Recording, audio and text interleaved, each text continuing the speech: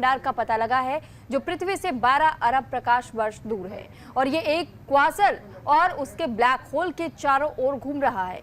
विष्णु पुराण में उसको भगवान विष्णु का निवास स्थल बताया गया, जहां समुद्र मंथन हुआ था, जहां से सृष्टि का निर्माण हुआ था। और नासा ने ब्रह्मांड में जिस विशालकाय पानी के स्रोत का पता लगाया जो पृथ्वी से 12 बिलियन प्रकाश वर्ष दूर एक क्वासर के चारों ओर स्थित है, तो ये विशाल दूरी इस बात का संकेत देती है कि आज जो हम प्रकाश देख रहे हैं वो ब्रह्मांड के जन्म के बाद यात्रा पर निकल पड़ा था।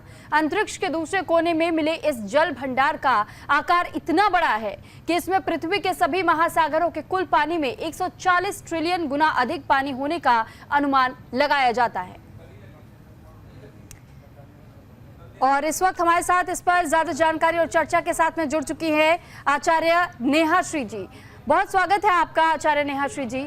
आप जिस तरह हमने इसे नाम दिया भवसागर, भवसागर का अर्थ यही निकलता है कि किस तरह इस वक्त सागर का जिक्र तो बार बार आ रहा है, सागर की गहराई को मापा नहीं जा सकता, लेकिन हिंदू धर्म में सनातन धर्म की मान्यताओं के अनुसार नेहा जी ये भी कहा जाता है कि भगवान विष्णु का खुद वो स्थान है क्षीर सागर जिसे कहा जाता है। और इसी वजह से इस भव सागर की जहां पर खोज हुई है इसको लेकर भी ये दावा किया जा रहा है कि ये उन्हीं का लोक है।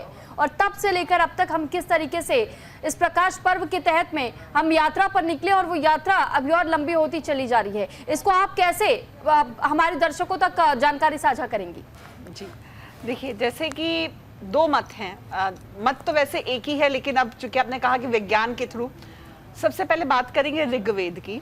तो ऋग्वेद में कहा गया कि कॉस्मोस के क्रिएशन के पहले वाटर का एग्जिस्टेंस था, जल सब पहले था और जल में ही सारा ब्रह्मांड था, ये कहा गया। अब उसमें कहा गया कि अपा सूक्तम है उसमें, जिसमें कहते हैं कि water you are the source of our lives and O water may the auspicious divinity which is wished for the present in you when we drink water. तो पानी क्या है ये हमारे वेदों में दिया है। वेद में ये भी बता दिया गया कि जो ये हमारे तो एक सौर मंडल, कई हजार सौर मंडल, कई जो गैलेक्सीज हैं वो सब पानी में तैर रही हैं, जल में, समंदर में। तो ये एक भव सागर, ये एक हमारे आध्यात्मिक जगत की घटना ये है कि हम कहते हैं कि जन्म और मृत्यु से मुक्त होना, भव सागर के पार जाना। अब बात करते हैं विष्णु जी की। विष्णु लोक शिवलोक के ऊपर ऐसा हमारे उनमें लिखा गया है। क्षीर सागर क्या है? क्षीर मतलब दूध, मिल्क, वो क्या रिप्रेजेंट करता है? प्योरिटी को। और यही क्षीर सागर में मंथन हुआ और 14 चीजें निकली। तो वहां से विष्णु जी का वहां वास है। क्षीर सागर मैं आपको बता दूं, वैकुंठ धाम में हम कहते हैं कि क्षीर सागर है, ना कि मतलब कि क्षीर सागर में वैकुंठ धाम है। तो वैकुंठ धाम में क्षीर सागर है, विष्णु लोक में। तो वहां से ये चीजें निकल कर आती हैं। और विष्णु और हमारे, अगर हम इसको कनेक्ट करें आज के उससे, त्रेता युग से, द्वापर युग से, तो कृष्ण जी की जो द्वारिका थी वो भी समंदर में विलीन हो गई। कहाँ है आज? मोदी जी ने भी वहां जाकर जो है प्रणाम किया। तो जल की इतनी घटनाएं हैं, इतना महत्व है, और इसके साक्ष्य आज विज्ञान ने खोजा है, उनको नतमस्तक है। पर हमारे ऋषि मुनियों ने तो उसको वेदों में लिख दिया था। और देखिए, हमारी जो एक एक कोशिका है, जो सेल्स है, तो उसमें क्या है? साइटोप्लाज्म है, उसमें क्या है? माइटोकॉन्ड्रिया है, शक्ति है, पानी में ही वो तैर रहा है। तो जो चीज बाहर मौजूद है वो चीज अपने शरीर के अंदर है। हमारा शरीर 70% पानी से बना है, तो पानी को कैसे नकार सकते हैं जब सब कुछ जल में है और उसके पार्टिकल्स हर जगह वाष्प रूप में, कहीं क्लाउड में, हम हर जगह देख रहे हैं। तो ये चीजें अपने आप में पहले थी, आज विज्ञान को उसका पहली सीढ़ी चढ़े हैं, उनको नमन है। और अभी इसमें बहुत सारी चीजें मिलेंगी। लेकिन साथ ही ये भी समझना बहुत जरूरी हो जाता है कि इसे वैकुंठ धाम के साथ नाम दिया गया है। और ये वैकुंठ धाम हम सिर्फ ये कहते हैं कि विष्णु लोक, यानी जहां भगवान विष्णु का वास हो। और खासतौर पर एक और बात कही जाती है कि अगर कोई भी भगवान विष्णु का आप अगर पूजा अर्चना करते हैं, उन्हें मानते हैं, बहुत ज़्यादा उनमें विश्वास रखते हैं, तो फिर ऐसे में जिस वक्त इंसान की मृत्यु होती है और उस मृत्यु के बाद से वो भगवान विष्णु के उसी लोक में जाता है जो कि सबसे ज़्यादा प्रिय होते हैं, जो भक्त भगवान विष्णु के। इसमें कितनी सत्यता मानती हैं? सत्यता की बात नहीं है, बात है साक्ष्यों की भी, और बात है विश्वास की। ऐसा मैं नहीं कह रही या किसी के कहने पे नहीं, ये चीजें हमारे ऋषि मुनि ने अनुभव की, हमारे देश के संत महात्माओं ने अनुभव की, कई पुस्तकों में लिखी। लेकिन आपके गरुड़ पुराण में इसका पूरा जिक्र है कि कर्मों के अनुसार आप जो है गति पाते हैं, तो वैतरणी नदी को पार करना पड़ता है। वो नदी कहा जाता है कि उस नदी में भिन्न भिन्न प्रकार के जीव जंतु, डरावने, रक्त, मवाद सब भरा हुआ है। तो कहते हैं अगर आपके कर्म अच्छे हैं तो एक गाय की पूंछ पकड़ के आप उसको पार कर जाते हैं। ये एक माध्यम है बताने का, इसीलिए शायद कहा गया है कि आपकी मृत्यु के समय से पहले आप एक बार गौदान कर दें, क्योंकि गौ को भी इतना प्योर माना गया है कि आप उसको पकड़ के आप जो है वैकुंठ धाम तक जा सकते हैं। पर इतना आसान है नहीं। कर्म हर नित्य, हर पल, हर सेकंड हम कर्म कर रहे हैं। कुछ कर्म हम अपने हाथों से कर रहे हैं, कुछ विचारों से कर रहे हैं, कुछ हम जो है खाली सिर्फ एहसास से कर रहे हैं। तो कर्मों की गति के अनुसार वैतरणी नदी जब पार करते हैं, वैतरणी नदी मैं बता दूं कि जो जगह है पृथ्वी लोक से यमलोक के जाने के बीच में पड़ती है। और एक फिजिकल वैतरणी नदी भी है जिसे हम कहते हैं उड़ीसा में, पर उसका ऐसा कुछ साक्ष्य नहीं है कि उसके बारे में बात हो रही है वैकुंठ धाम तक पहुंचने की। तो वैतरणी नदी पार करने कहते हैं कि हमें पार हो जाए इससे। तो कहते हैं अगर आपके कर्म बहुत खराब हैं, अगर एक छोटा सा मैं कहूँ कि आजकल जैसे कि मैं क्षमा चाहती हूँ कि मैं कोई टिप्पणी वैसी नहीं, पर जो लोग नॉनवेज भी खाते हैं या मांसाहार भी ग्रहण करते हैं, तो कहते हैं कि आपने उस जीव की हत्या की है तो उस नदी में आपको डुबकी लगानी पड़ती है जो कि रक्त से भरी हुई है मवाद। और जैसे कर्म होते हैं तो उसमें उफान आते हैं। कहते हैं गंगा का वो विकराल और वैसा रूप है कि आपको मतलब वो न्याय करता है। तो यमलोक तक जाने के लिए भी आपको वो नदी पार करनी पड़ती है। और ये सारा कुछ हमारे गरुड़ पुराण में लिखा गया है, हमारे मत्स्य पुराण में भी है, ब्रह्मांड पुराण में भी है, कई पुराणों में इसका जिक्र मिलता है। तो हम तो बचपन से इन चीजों को देखते आ रहे हैं, तो हमारे लिए कोई नई बात नहीं है। जी ठीक है। और साथ ही मैं आपसे ये भी जानना चाहूँगी नेहाश्री जी, क्योंकि देखिए एक कहानी ये भी प्रचलित है कि पृथ्वी पर पहले से ही वैकुंठ धाम है, जिसे क्षीर सागर कहा गया। ये भी कहा जाता है वो स्थान भी है जहाँ पर सागर मंथन हुआ। लेकिन ऐसे में जब एक अलग वैकुंठ धाम का जिक्र आ जाता है और ये कहा जाता है कि नासा ने एक ऐसे लोक को ढूंढ निकाला है जहाँ पर सिर्फ और सिर्फ चारों तरफ पानी ही पानी है, तो फिर हम किस बात पर यकीन करें? क्योंकि फिर तो लोगों के मन में वो द्वंद्वाभास आएगा ही आएगा कि आखिर सच्चाई है क्या, वैकुंठ धाम है कहाँ, पृथ्वी पर है या फिर पृथ्वी के जो अब नासा ने जो खोज की है और भवसागर मिला है तो इसे वो वैकुंठ धाम माने? देखिए एक चीज ये क्लियर कर दें कि जो वैकुंठ धाम, जो पृथ्वी के ऊपर 7 लोक हैं और पृथ्वी के नीचे 7 लोक हैं, तो 14 लोक इस तरह से हैं। तो हमारा जो वैकुंठ धाम, एक वैकुंठ धाम हम जो अपने 4 धाम कहते हैं भारतवर्ष में, उनमें जो बद्रीनाथ है उसको हम बद्रीनाथ, जगन्नाथ, द्वारिका, ये हमारे धाम हैं। और बद्रीनाथ को हम वैकुंठ धाम भी कहते हैं। तो ये इस तरह से फिजिकली इंपॉर्टेंस है। हम जिसकी बात कर रहे हैं जहां आत्मा तर के जाती है, जहां पे उसको भी जो शास्त्रों में लिखा है कि विष्णु जी की तरह ही शंख चक्र गदा आपसे नवाजा जाता है, आप भी विष्णु जी के साथ रहते हैं। तो वहां तक जाने के लिए वो जो सब लोग ऊपर है, तो वहां उसकी बात कर रहे हैं कि वो मिला है। वो गैलेक्सी में, जैसा कि अभी बहुत देर से चर्चा चल रही थी कि कितनी मील दूर है वो, तो हम शरीर से जा सकते ही नहीं जा सकते, पर हमारी आत्मा जा सकती है, हमारा मन जा सकता है। जी ठीक है। क्योंकि आपने इस बात का जिक्र किया तो ये भी मैं थोड़ा सा आपसे और इन डेप्थ समझना चाहूँगी। जब सनातन के हिसाब से बात होती है और सनातन संस्कृति को समझा जाता है, तो किसी के भी मृत्यु के दौरान ये कहा जाता है कि अगर कोई मृत्यु को प्राप्त होने वाला हो और उसे पहले से ज्ञात है कि अब उसके पास लिमिटेड समय बचा है, तो वो ये कोशिश करते हैं कि पहले से ही क्यों ना हमारे अपनी दूसरी पीढ़ियों का उद्धार कर दिया जाए। और मोक्ष प्राप्ति के लिए भी बहुत तरीके अपनाए जाते हैं, आजमाए जाते हैं। तो मैं ये भी आपसे जानना चाहूँगी, जिस वैतरणी का जिक्र आप कर रही हैं वो किस प्रक्रिया के साथ होते हुए गुजरता है? देखिए वैतरणी नदी पार करने से मतलब यहाँ पर ये है कि आपने कहा मोक्ष, मोक्ष देखिए 2 शब्द हैं मोक्ष, लेकिन ये अपने आप में शायद ही किसी 1 या 2 पर्सन को मिलता होगा, इतना आसान होता नहीं है। हम अच्छा कर्म करें चाहे बुरा कर्म करें, कर्म हम नित्य कर रहे हैं। बिना इच्छा के कर्म करना, भाव रहित होके, कोई भावना ना रह जाए उस कर्म करना, ना कोई इच्छा रह जाए, तब आपको मोक्ष मिलता है। और जो नदी की बात है, नदी ये है कि वो कर्मों का हिसाब करती है। तो अगर आपके पुण्य कर्म हैं बहुत, तो आप उस नदी के ऊपर से निकल जाएंगे। इसमें एक चीज, क्योंकि हम पास्ट लाइफ रिग्रेशन थेरेपी भी करते हैं, तो पास्ट लाइफ और फ्यूचर लाइफ की बात अगर करते हैं, गुरु वो शक्ति है, गुरु के माध्यम से आप आत्मा एस्ट्रल ट्रैवल करती है, आप वो ट्रैवल कर सकते हैं। बड़े क्षणिक गुरु के साथ इसके अनुभव हो सकते हैं ऐसा हुआ है इसलिए बोल रहे हैं, किसी को कम या ज्यादा।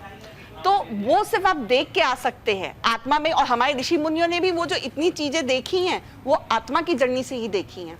तो वहां पे जब देखते हैं तो कर्मों का हिसाब जो हो रहा है कि बुरे कर्म अच्छे कर्म, जिसके पुण्य कर्म है वो वैतरणी नदी पार कर रहा है, यमलोक जा रहा है। लेकिन इतना आसान होता नहीं, क्योंकि हर वक्त हर इच्छा के साथ, हमारी हर महत्वाकांक्षा के साथ एक कर्म नित्य नया पैदा हो रहा है, उससे किसी का भला भी हो रहा है तो साथ में किसी का नुकसान भी हो रहा है। तो इतना आसान नहीं है जी। ठीक है, और क्योंकि आपने इस बारे में तो हमें जानकारी दे दी कि बहुत सारी ऐसी पीढ़ियां रही हैं जो कि अपने कर्मों को सुधारने के प्रयास करते रही हैं, और वैतरणी नदी का क्योंकि जिक्र आता है और ये भी कहा जाता है कि अगर आप, जैसा आपने भी इस बारे में जिक्र किया कि कर्म अगर आपके अच्छे हैं तो आप इसे पार कर जाएंगे, लेकिन कर्म आपके बुरे हैं तो फिर आप इसे पार नहीं कर सकते हैं। और बहुत सारे ऐसे पूरा वो चक्र होता है जिस चक्र को पार करते हुए आपको आगे बढ़ना होता है, जो कि बहुत ज़्यादा चैलेंजिंग अपने आप में हो जाता है। लेकिन जब बात नासा से जुड़ी हुई चीज़ों की आती है तो धर्म को अलग कर दिया जाता है, साइंस को अलग कर दिया जाता है, और फिर उस भाव सागर को की डेप्थ को समझ पाना थोड़ा और ज़्यादा लोगों के लिए चैलेंजिंग और मुश्किलों भरा हो जाता है। ब्लैक होल का इसमें जिक्र आ रहा है कि जिस भव सागर का पता चला है जहाँ जल भंडार है, उससे पहले एक ब्लैक होल है। हम इसे धर्म और साइंस दोनों के नज़रिए से अगर समझने की कोशिश करें तो क्या हम ये मान सकते हैं, समझ सकते हैं कि ये भी एक वैतरणी का ही एक लेयर है जिसे हम पार करने के बाद ही वहां तक पहुंच पाएंगे? नहीं, ये वैतरणी की लेयर नहीं है। जैसा सबसे पहले समझना है कि मैंने कहा जैसे कि वेद में सबसे पहले ये बात है कि जल पहले था और जल में ही उसके बाद कॉस्मोस आया है। ठीक है, ये बात होती है।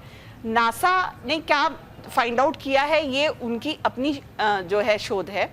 बात ये है कि जो वो ब्लैक होल की आप बात कर रहे हैं, जैसे हमारी धरती है, समंदर का पानी कहाँ है, तो एक ग्रेविटेशनल फोर्स है, तो वो भी एक ब्लैक होल के चारों तरफ पानी घूम रहा है। पानी नहीं है, इस वाष्प स्वरूप में है, तो स्टीम स्वरूप में है, तो वो अगर वहां जाएंगे तो क्लोज गीले होंगे।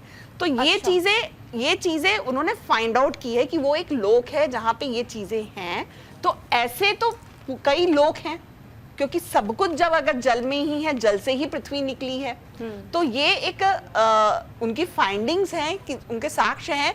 हमारे जो शास्त्रों में लिखा हुआ है कि वैकुंठ धाम है जहाँ सब कुछ, जो पेड़ भी है वो रस देते हैं, आयुर्वेदिक के बहुत सुंदर धाम है, और आप अच्छे कर्म करें, ये सारा कुछ सिंबॉलिक है, मैसेज दिया जा रहा है कि doing the good karma. But हर कर्म का फल है। जब सब कुछ हम कह रहे हैं कि जब इच्छा भी ना रहे, कोई कर्म भी ना रहे, तो भव सागर के पार मोक्ष प्राप्त होता है। ये बात हमारी आध्यात्मिक बात हो गई। हम जब साइंस की बात कर रहे हैं, हम कह रहे हैं कि वेदों में भी लिखा है कि सब कुछ पहले जल था, फिर ब्रह्मांड आया है, फिर कॉस्मोस की उत्पत्ति हुई है। तो ऐसे कई नहीं, कई हजार, मतलब कई एरिया में फैला है जहां पे जल है, उनको एक बॉडी मिली है ना, एक ग्रेविटेशनल फोर्स के साथ एक बॉडी मिली है। तो वो उनकी अपनी फाइंडिंग्स है कि वो कुछ भी हो सकता है, और बिल्कुल है, हम तो इस चीज को मानते ही, हमारे सनातन में इसके प्रमाण भी है, हमारे संत ऋषि महात्मा सब इसके अनुभव लिए हैं, हम इसी को पढ़ते हुए बड़े हुए, तो इसमें मुझे कोई शक नहीं है, मुझे लगता है आपको भी नहीं होगा। ठीक है, और इस बीच हमारे साथ गुरु माँ कंचन गिरी जी भी जुड़ चुके हैं। मैम, आपका भी बहुत स्वागत है। और गुरु माँ कंचन गिरी जी, सबसे पहले तो मैं आपसे यही समझना चाहूँगी, भव सागर, इसका अर्थ अगर हम धार्मिक और साइंटिफिक लिहाज दोनों नजरिए से समझना चाहें तो आप इसे कैसे समझाएंगी? देखिए, साइंस, सबसे पहले आप सभी को, आप चैनल को रामनवमी की ढेर सारी कामनाएं। आप स्वस्थ रहें, मस्त रहें, यही कामना करती हूँ। पूरे देश के लिए खुशहाली की कामना करती हूँ इस माध्यम से। हम सागर से पार कर, आपने सुना होगा कि वैतरणी नदी प्राण में वर्णन है, और जल जो है हमारे जीवन में बहुत सुंदर है। जल के बिना नहीं है, और साथ में हम सागर से पार कर, से पार तो आप एक कर्म है, एक कार्य है, आप सागर से पार है, वैतरणी नदी पार कर। देखिए, गरुड़ पुराण में ये कहा गया कि वैतरणी गाय का, आपने गाय को गौदान के और गौ को प्रताड़ित करते हैं, शायद वहाँ तक तो पहुंच ही नहीं सकते। इसलिए गौ की सेवा क्या और गौ की सेवा क्या, मातृ पिता की सेवा क्या, पशु पक्षी की सेवा क्या, और शुद्ध होना चाहिए। और आज के दौर में आप कहते हैं कर्मों प्रधान, कर्म का बहुत ऊंचा स्थान दिया गया है, हमें उस पर जन्म लेता है और उसके बाद कर्म कर्तव्य बनता है, क्या करेगा ही पार।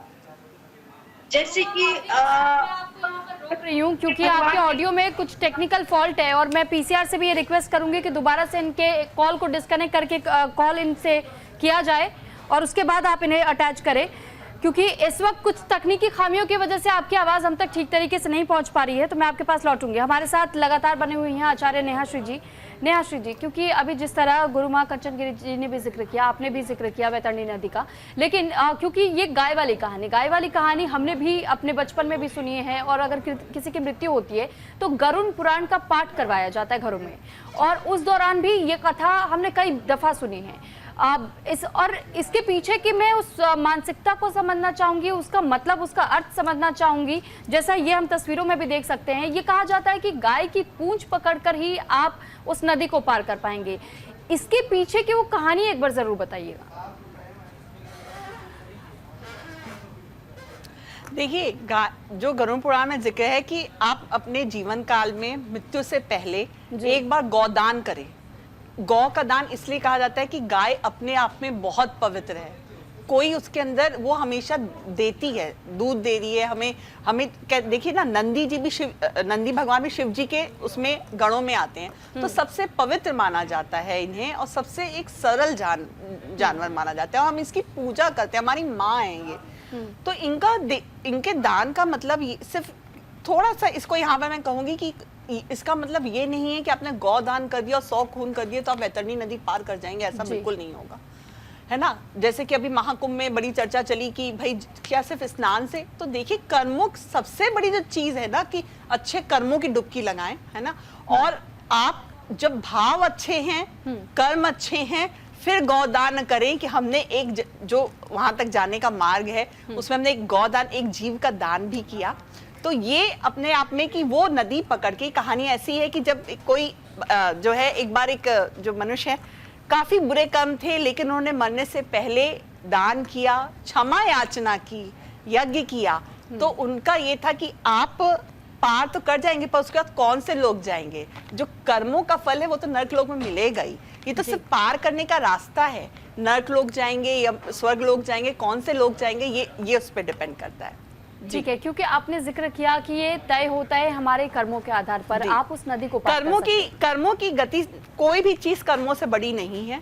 आप चाहे कितने योग कुंडली में लिखवा के लेके आए, आपको कर्म करने पड़ेंगे और हर कर्म का फल है। और ज्योतिष भी आपके प्रारब्ध और संचित कर्म को बता रहा है, आने वाले कर्मों को बता रहे, पर आज आप क्या कर रहे हैं इसकी गणना करना थोड़ा कठिन है। तो ये आपके अपने हाथ में होता है, इसीलिए कहा जाता है कि तीसरा भाव कुंडली में फ्री विल का होता है, आपकी इच्छा है।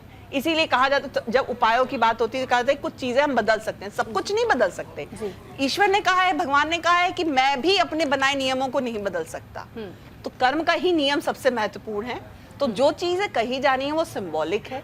वो गरुड़ पुराण का पाठ भी ये हो रहा है कि वो आत्मा सुन ले कि किस लिए जन्म हुआ था, किस पर्पस के लिए आप आए थे, और तब आप अपने आगे की गति को देखें। जी ठीक है, लेकिन आचार्य नेहाश्री जी, अभी जैसा आपने एक बात कही, मैं उसमें थोड़ा सा और डेप्थ में जाना चाहूंगी, क्योंकि आपने ये कहा कि कर्मों के आधार पर ही सब कुछ निर्भर करता है, लेकिन अगर आपके कर्म अच्छे होंगे तो आप अपने आगे के जीवन के बारे में भी सोच पाएंगे, जीवन के बाद के बारे में भी आप सोच विचार सकते हैं कि ठीक है आपको कौन सा धाम मिलेगा, यानी कि आप नरकलोक जाएंगे, आप स्वर्गलोक जाएंगे। ये सब कुछ सिर्फ तब तय होता है जब आप उस वैतरणी नदी को पार करते हैं। अगर आखिरी मौके पर कोई हमारे सोचने से कुछ नहीं हो रहा जी, है ना। हम बात थोड़ा सा यहाँ पे कर लेते हैं क्योंकि प्रश्न ऐसा है। जी, जी, हमारे अंदर कुंडलनी शक्ति है जी, 7 चक्र शरीर में कहे गए, 7 इसके ऊपर हैं। हमारा चित्त जहाँ रहता है, चित्त यानी मन, और मन को गवर्न करने वाला मून, वो भी फिर से वाटर, ठीक है। चित्त कहाँ रहता है, किस चक्र पे, हर चक्र के अलग अलग गुण हैं कि सिर्फ आपका चित्त पैसा कमाने खाने में है, या सिर्फ भोग करने में है, किसी का चित्त है अच्छा करने में, किसी का चित्त है ज्ञान में, किसी का चित्त है परम ब्रह्म आनंद में विलीन होता है। एक या दो लोग होते हैं जिन्हें परमात्मा के अलावा कुछ नहीं दिखाई देता। तो जब बात इसकी हो रही है कि कुंडलनी शक्ति की हम बात करते हैं, उस कुंडलनी शक्ति में सब कुछ संचित है, वो डिसाइड करती है, हम नहीं है डिसाइड करने वाले। या हम अपने दिमाग तो हो गया ना, आत्मा रह गई। ये तो हमारी थर्ड बॉडी है। अगर हम कोश की बात करें, शरीर की बात करें, तो फिजिकल बॉडी, अन्नमय कोश, फिर प्राणमय कोश, फिर मनोमय कोश, फिर विज्ञानमय कोश, फिर आनंदमय कोश, और यही कोश आपका ऑरा बताते हैं जी। तो कर्म तो नित्य करने पर आप कितने जागृत हैं, आप कितने चेतनत हैं, आपकी चेतना का स्तर क्या है, ये बात थोड़ा अलग हो जाएगी, आध्यात्मिक बात है।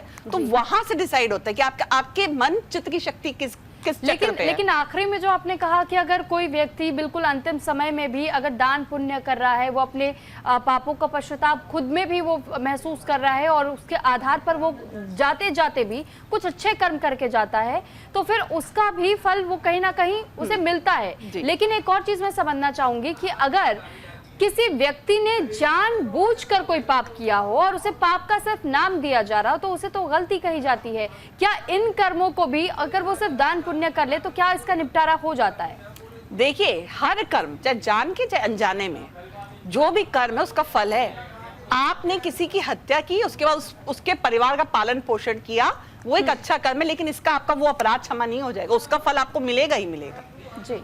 और अच्छे कर्म का फल वो अलग तरीके से मिलेगा। लेकिन वो जो कष्ट आपने दिया है, आप उसको नहीं वापस ला सकते। उसके परिवार को दिया आपने, ठीक है, उसकी भरपाई की, पश्चाताप किया, लेकिन वो कर्म नहीं खत्म हो गया, उसका फल आपको मिलेगा। इसलिए कहा जाता है कि नित्य हर एक कर्म से आपका फल बन रहा है, हर एक कर्म से आपकी गति डिसाइड हो रही है।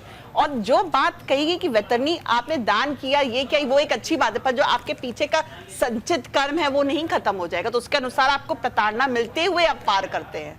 जब पार करने की बात आती है कि आप कितने प्रताड़ित होके करे, कि आपने बहुत स्मूथली पार कर लिया, और ये सारी चीजें जो है शास्त्रों में लिखी हैं, इसे अनुभव करना और इसका साक्ष्य ढूंढना, ये सिर्फ हमारे संतों ने किया है। तो ये एक बड़ा ही मतलब विश्वास और श्रद्धा का साथ है। तो कौन से लोग, क्योंकि अगर आपके बुरे कर्म ज्यादा है तो उसमें भी कितना आप भोग के जा रहे हैं, और फिर कौन से लोक में जा रहे हैं कि पितृलोक में जाएंगे, कौन सी गति हो रही है, बहुत सारी चीजें इसमें इंपॉर्टेंट होती हैं। तो ये जो ओवरऑल जो है मेरे निमित्त, उससे जो थोड़ी सी जो मेरी बुद्धि है उससे जो मैं बता सकती हूँ वो मैं बता रही हूँ कि हर एक कर्म का फल है। और जीवन में पानी का महत्व ना कभी खत्म हुआ था ना कभी होगा, वही साक्ष्य सत्य है। हमारी एक एक सेल में वाटर है, हम गर्भ धारण करते हैं शक्ति, तो वहाँ भी पानी है, 70% पानी है, हमारे शरीर में पानी है। और हर काम पूजा पाठ में हम पानी का यूज करते हैं, जल को जो है अभिमंत्रित करते हैं। और यही हमारे बादलों में, हमारे आसमान में भी है। और यही सबसे पहले वेदों में कहा गया है कि सब कुछ पहले जल था, वाटर था, ब्रह्मांड होने से पहले। और लोकों का भी डिस्क्रिप्शन है उसमें कि कैसे 14 लोक हैं, कैसे आपकी गति होती है। और वो नदी पार करना कोई 1 या 2 दिन का कार्य नहीं है, वो उसमें कितने आपके वर्ष लगेंगे, मैं शायद उसको गणना नहीं कर पाऊँ कि वो कितने समय लगेंगे। ये तो अनुभव की बात है। बिल्कुल, यानी हम ये जरूर कह सकते हैं कि सनातन धर्म में इस बात का जिक्र, इस बात का उल्लेख कई सालों पहले, सदियों पहले कर दिया गया था, जिसे आज इस वक्त नासा डिस्कवर करने के तहत अपना नाम ये कह रहा है कि हमने डिस्कवर किया है। लेकिन हमारे वेदों में, हमारे पुराणों में, हमारे ग्रंथों में इन बातों का जिक्र पहले से ही दर्जित होता है। मैं आपके पास और भी सवालों के साथ लौटूंगी, लेकिन यहाँ वक्त हो रहा है एक छोटे से ब्रेक का। ब्रेक के बाद जल्द हाजिर हो रहे हैं।